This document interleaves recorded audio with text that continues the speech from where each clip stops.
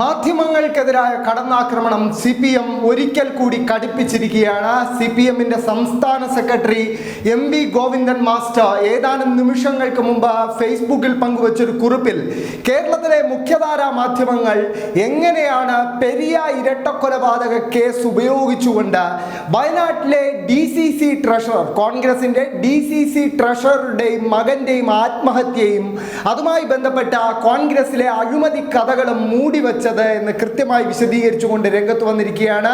MV Govindan master ഏതാനും നിമിഷങ്ങൾക്ക് മുമ്പ് പങ്കുവച്ച ഫേസ്ബുക്ക് കുറിപ്പ് ഇപ്പോൾ പാർട്ടി പ്രവർത്തകർ ഏറ്റെടുത്തിരിക്കുകയാണ്. വലിയ തോതിൽ അത് സമൂഹ മാധ്യമമായ ഫേസ്ബുക്കിൽ വൈറലാവുകയാണ്. നമുക്ക് ആ കുറിപ്പ് ആദ്യം ഒന്ന് പരിശോധിക്കാം.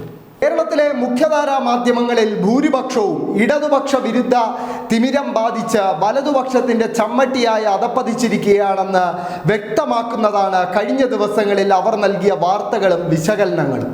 ഡിസംബർ 28-നാണ് പെരിയ ഇരട്ടക്കൊലക്കേസ് സംബന്ധിച്ച കോടതി വിധി വന്നത്.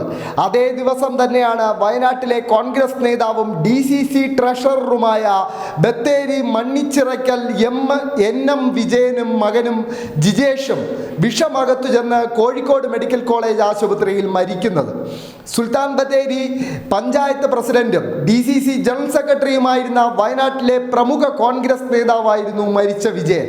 കോൺഗ്രസ് ഭരിക്കുന്ന സഹകരണ സംഘങ്ങളിൽ ജോലി വാഗ്ദാനം ചെയ്ത് ഉദ്യോഗാർത്ഥികളിൽ നിന്നും കോടികൾ വാങ്ങിയെന്ന വൻ അഴിമതിയാണ് ഇവരുടെ മരണത്തോടൊപ്പം പുറത്തു വന്നത്.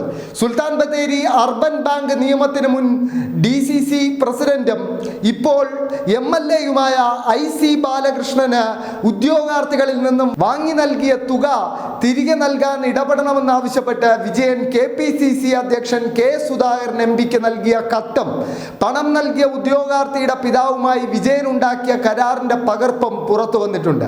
മരണത്തിന് തൊട്ടു മുമ്പ് പണം തിരിച്ചു ലഭിക്കാൻ നേതൃത്വവുമായി ബന്ധപ്പെട്ടെങ്കിലും ഫലം കാണാത്ത നിരാശയിൽ നിന്നാണ് വിജയൻ മരണത്തെ പുൽകിയതെന്നാണ് സംശയിക്കപ്പെടുന്നത്. വിജയന്റെ ആത്മഹത്യാക്കുറിപ്പ് അദ്ദേഹത്തിന്റെ വീട്ടിലെത്തിയ കോൺഗ്രസ് നേതാക്കൾ കൈക്കലാക്കിയെന്ന ഗുരുതര ആരോപണവും ഉയർന്നു വന്നിട്ടുണ്ട്. നിയമനത്തിന് IC ബാലകൃഷ്ണൻ 17 പേരുടെ പട്ടിക നൽകിയെന്നും റാങ്ക് ലിസ്റ്റിൽ താഴെയുള്ളവരും റാങ്ക് ലിസ്റ്റിൽ ഉൾപ്പെടാത്തതുമായ പേരുകളാണ് നൽകിയതെന്നും ബാങ്ക് ചെയർമാനായിരുന്ന ഡോക്ടർ സണ്ണി ജോർജ് കഴിഞ്ഞ ദിവസം വെളിപ്പെടുത്തി. കോഴ നിയമനത്തിന് തയ്യാറാകാത്തതിനാൽ ബാങ്ക് ചെയർമാൻ സ്ഥാനത്ത് നിന്നും താൻ പുറത്താക്കപ്പെട്ടേക്കുമെന്നും ഇയാൾ പറഞ്ഞു. സുൽത്താൻ ബത്തേരിയിലെ കോൺഗ്രസ് നേതാക്കൾ നിയമനം നൽകാമെന്ന് പറഞ്ഞ് 3 തവണയായി 17 ലക്ഷം രൂപ കോഴ കൈപ്പറ്റിയെന്ന് ബത്തേരിയിലെ ഒരു കർഷകനും വെളിപ്പെടുത്തി. അതാത് കോൺഗ്രസ് നേതൃത്വത്തിലുള്ള സഹകരണ സ്ഥാപനങ്ങളിലെ നിയമനങ്ങൾക്ക് വൻ കോഴയാണ് വാങ്ങുന്നതെന്ന് ഒന്നുകൂടി വ്യക്തമാക്കപ്പെട്ടു. കരുവന്നൂർ ബാങ്ക് വിഷയം വന്നപ്പോൾ CPM-നെ പ്രതിക്കൂട്ടിലാക്കാൻ തുനിഞ്ഞിറങ്ങിയ കോൺഗ്രസ് നേതൃത്വത്തിനും മാധ്യമങ്ങൾക്കും ഇതേക്കുറിച്ച് എന്താണ് പറയാനുള്ളത്? കരുവന്നൂരിൽ ആരോപണ വിധേയരായവർക്കെതിരെ നടപടി സ്വീകരിച്ചപ്പോൾ KPCC നേതൃത്വം എന്ത് നടപടിയാണ് ഇക്കാര്യത്തിൽ സ്വീകരിച്ചത്? KPCC ഈ വിഷയത്തിൽ അന്വേഷണം നടത്തിയെന്നാണ് അവകാശപ്പെടുന്നത്. എന്നാൽ എന്ത് നടപടിയാണ് അവർ സ്വീകരിച്ചത്? മുഖ്യധാരാ മാധ്യമങ്ങൾ എന്തേ ഇതേക്കുറിച്ച് മൗനം പാലിക്കുന്നു? എന്നാൽ പെരിയ കൊലക്കേസ് വാർത്തയിൽ കണ്ണീർ മഴയും കണ്ണീർ പുഴയും ഒരേ സമയം ഒഴുക്കിയ മാധ്യമങ്ങൾ ബത്തേരിയിലെ കോൺഗ്രസ് കുടുംബത്തിലെ കണ്ണീർ കണ്ടതേയില്ല. ഈ 2 വാർത്തയും നിഷ്പക്ഷമെന്ന് നാഴികയ്ക്ക് 40 വട്ടം അവകാശപ്പെടുന്ന മുഖ്യധാരാ മാധ്യമങ്ങൾ എങ്ങനെയാണ് കൈകാര്യം ചെയ്തത് എന്ന ചോദ്യമാണ് ഞാനിവിടെ ഉന്നയിക്കുന്നത്. CPM-മായി ബന്ധമുള്ളവർ പ്രതിപട്ടികയിൽ ഉൾപ്പെട്ട പെരിയ ഇരട്ടക്കൊലക്കേസ് പ്രമുഖ പത്രങ്ങളുടെ എല്ലാം തലക്കെട്ടായപ്പോൾ മുതിർന്ന കോൺഗ്രസ് നേതാക്കളുടെ കോഴ ഇടപാടിന് ഇരകളായി ജീവൻ വെടിഞ്ഞ വയനാട്ടിലെ കോൺഗ്രസ് നേതാവും മകനും ആത്മഹത്യ ചെയ്ത വാർത്ത അവരുടെ കണ്ണിൽ പെട്ടതേയില്ല. ഇവർ കൊന്നതാണ് എന്ന തലക്കെട്ടിൽ പെരിയ കേസ് വാർത്ത നൽകിയ മലയാള മനോരമയിൽ വയനാട്ടിലെ കോൺഗ്രസ് നേതാവിന്റെ ആത്മഹത്യാ വാർത്ത ചരമക്കോളത്തിൽ പോലും ഇടം പിടിച്ചില്ല. പെരിയ കേസിലെ പ്രതികൾക്ക് CPIM ബന്ധമുള്ളതിനാൽ അവർ കൊന്നതാണ് എന്ന തലക്കെട്ട് നൽകിയ മനോരമ ഇപ്പോഴത്തെ കേന്ദ്ര ആഭ്യന്തരമന്ത്രി അമിത്ഷാ 1-ാം പ്രതിയായ സഹാറുദ്ദീൻ ഏറ്റുമുട്ടൽ കേസ് പരിഗണിച്ച CBI കോടതി ജഡ്ജി ബ്രിജ്ഭൂഷൺ ലോയ സംശയകരമായ സാഹചര്യത്തിൽ നാഗ്പൂരിൽ മരിച്ചപ്പോൾ അതിനു പിന്നിൽ പ്രവർത്തിച്ച സംഘപരിവാറിനെതിരെ വിരൽ ചൂണ്ടിയുള്ള സ്വന്തം ലേഖകന്റെ റിപ്പോർട്ട് പ്രസിദ്ധീകരിക്കാൻ പോലും ധൈര്യം കാട്ടി കാട്ടിയില്ലെന്ന കാര്യം കൂടി ഇതോടൊപ്പം ചേർത്ത് വായിക്കണം. കേന്ദ്രം ഭരിക്കുന്ന കക്ഷിക്ക് മുമ്പിൽ വണങ്ങാൻ മാത്രമല്ല മുട്ടിലിഴയാനും മടിയില്ലാത്ത പത്രമാണ് തങ്ങളുടേതെന്ന് പലവട്ടം മനോരമ തെളിയിച്ചിട്ടുണ്ട്. പെരിയ കേസ് 1-ാം പേജിലെ വാർത്തയ്ക്ക് പുറമെ 4 പേജാണ് മനോരമ നൽകിയത്. PP ദിവ്യ വിഷയത്തിലും ഇത് തന്നെയായിരുന്നു സമീപനം.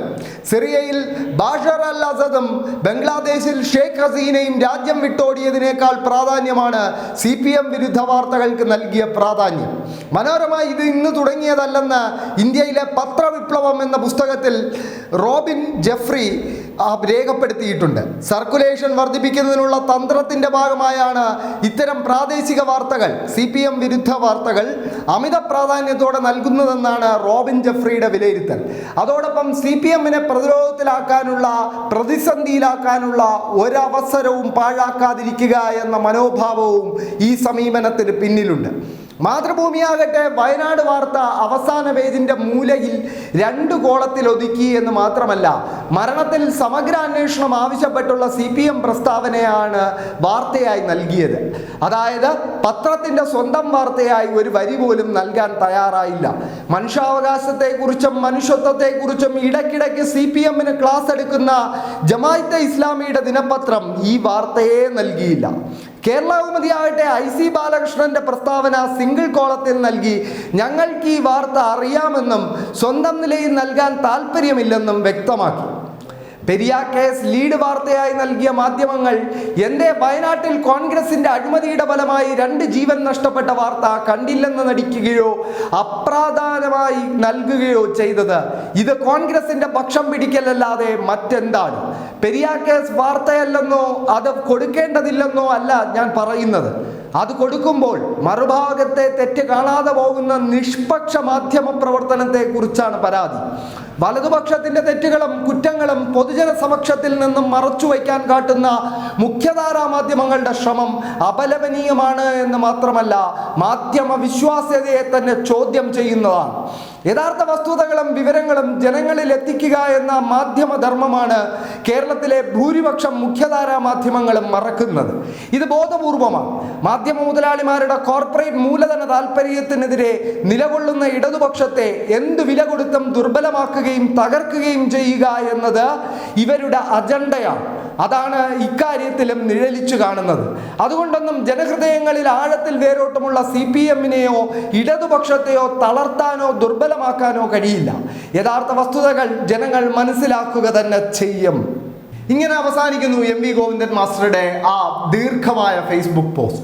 അതിൽ കൃത്യമായി പറയുന്ന കാര്യം, പെരിയ ഇരട്ടക്കൊലക്കേസ് പുറത്തു വന്ന, പെരിയ ഇരട്ടക്കൊലക്കേസിൽ വിധി വരുന്ന അതേ ദിവസം തന്നെയാണ് വയനാട്ടിലെ കോൺഗ്രസിന്റെ ഏറ്റവും മുതിർന്ന നേതാക്കളിൽ ഒരാളായ DCC ട്രഷറർ അയാളുടെ മകനോടൊപ്പം വിഷം കഴിച്ച് ആശുപത്രിയിലായി മരിക്കുന്നത്. ആ ദിവസം തന്നെ പെരിയ കേസിലെ വിധിയും വരുന്നു. പക്ഷെ പെരിയ കേസ് 5 പേജിലും 4 പേജിലുമൊക്കെ നിറയെ വാർത്തയായി നൽകിയ മനോരമ അടക്കമുള്ള മാധ്യമങ്ങൾ ഈ കേസിനെ കുറിച്ച് ഒരു വാർത്തയോ ഒരു സ്പെഷ്യൽ സ്റ്റോറിയോ പോലും ചെയ്തിട്ടില്ല എന്ന് പറയുമ്പോൾ എത്രമാത്രം ഈ മാധ്യമങ്ങൾ ഇടതുവിരുദ്ധത മൂലം ഇവിടുത്തെ വലതുപക്ഷത്തിന് വിധേയപ്പെട്ടിരിക്കുന്നു എന്ന് വ്യക്തമാക്കുന്നതാണ് ഈ MV ഗോവിന്ദൻ മാസ്റ്റർ ചൂണ്ടിക്കാണിച്ച കാര്യങ്ങളെന്ന് പറയേണ്ടിയിരിക്കുന്നു. എന്തായാലും മാധ്യമങ്ങളുടെ ഈ ഇരട്ടത്താപ്പിനെ തുറന്നെതിർക്കുക എന്നൊരു സമീപനം തന്നെ CPM സ്വീകരിച്ചിരിക്കുന്നു എന്നതിൻ്റെ തെളിവാണ് MV ഗോവിന്ദൻ മാസ്റ്ററുടെ ഈ ഏറ്റവും പുതിയ ഫേസ്ബുക്ക് പോസ്റ്റ്.